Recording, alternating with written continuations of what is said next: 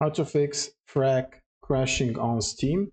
So first you want to go to your library and then you want to right click on the game if you do have it already installed. And then you want to right click and go to properties, installed files, and click on verify the integrity of game files.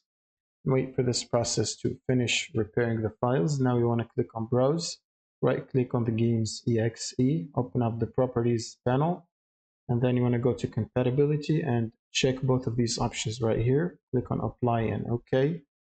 Now you can close this folder, go to general tab and specify DX11 under the launch options. Now close this and try to click the play button again to test if the game is fixed.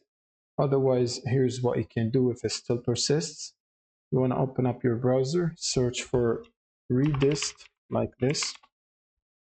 Click on the first link and then scroll down to this table and download the x86 and x64 installers and install both of these redistributables.